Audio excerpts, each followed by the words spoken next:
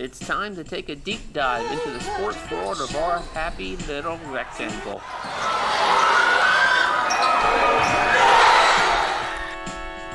And now, from the Kitchen Table Studio in West Central Greene County, Indiana, it's Nathan's Low Budget Sports Show.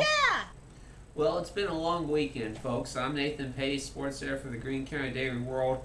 While we're here, thank you to our sponsors, the Living Room Center, with free delivery to Linton and beyond. They have 2 locations in Bedford and Bloomington.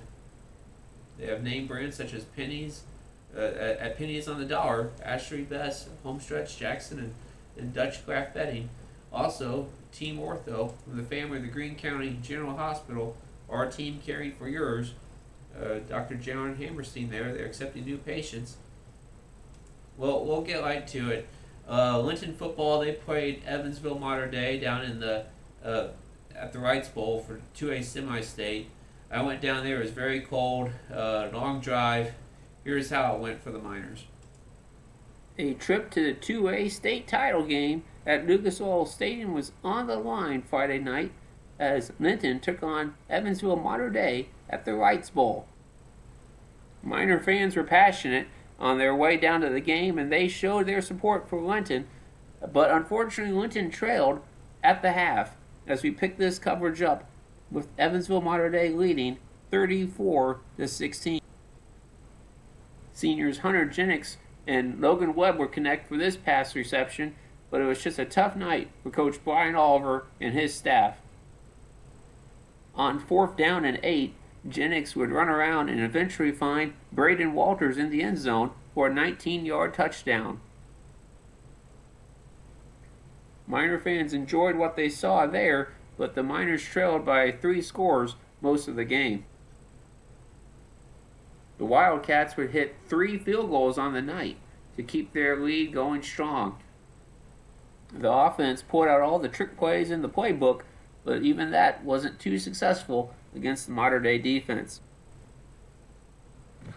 The best moment on defense for Linton came when Russell Goodman would get this interception in the 4th quarter. It was the first time the Linton defense prevented any points on a Mater Dei possession. Here's a look at the final touchdown pass for Hunter Jennings in a Miner uniform as he found Walters in the end zone. The Miners finished the season at 13-1, as they will graduate 10 seniors this offseason. The Wildcats won the game 51-28 and will take on Andrean in the 2A state title game Friday afternoon at 11 a.m. It's always very emotional when you see a senior class and they graduate. Well, they're going to graduate when they play their final game for the team that they love the most. So it was a tough exit for Linton. I got to see Hunter Jennings in pretty much every start he's had of the Miners, all except for about 2 of them. So it was great watching that kid play for 3 years. I don't really know how to process that game, and I'm sure a lot of Linton fans don't know how to process that loss to Mater Dei either. I think we all wish that Linton played a better game in the biggest stage of the season. But that was the best performance by Mater Dei all year. Their coach told me that, Mike Gorbel, and it was a terrific performance by the Wildcats, and it was not the way Linton wanted their season to come to an end. Let's move on to this afternoon, where Shakamak was hosting WRV in girls basketball. The Lakers had won 6 straight coming into the game. Shakamak had won 6 straight games, but went up against a scrappy WRV team Saturday afternoon. WRV entered with just 1 win on the season. Shakamak had won 6 straight, but they had not played against Kenady Palmer yet. Palmer had a game-high 18 points, as WRV's size was too much for Shakamak. The Lakers had no answer for Izzy Avila down in the post, as she had 13 points for the Lady Wolverines. Shakamak's Jaylee Webb tried to keep the Lakers in the game. Here she had this basket, followed by a block shot and a 3-pointer. She had 9 points on the afternoon. Lainey Stone had 14 to lead the Lakers. but WRV's lead was just too big in the fourth quarter, as the Wolverines would win this one 44-36. The Wolverines moved to 2-4 on the season. Shakamak drops to 6-2. It was a great win for WRV. That Lady Wolverine team, they are tough. I mean, they're down to like 10 players. Only 5 of them really play varsity. So April Settles, they've got their work cut out for them, but they're making a go out of it. You saw that they beat Shakamak today. That's their second win.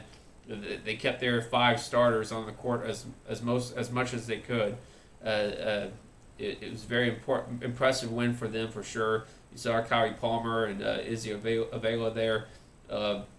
Shakamak, they've got 6 wins. They're not going to go away though. So I think Shakamak, they got a big game coming up against Bloomfield this week. If Shakamak can win that game, that'll give us a better indication of how good the Lady Lakers are, and if they can make a run in sectionals this February.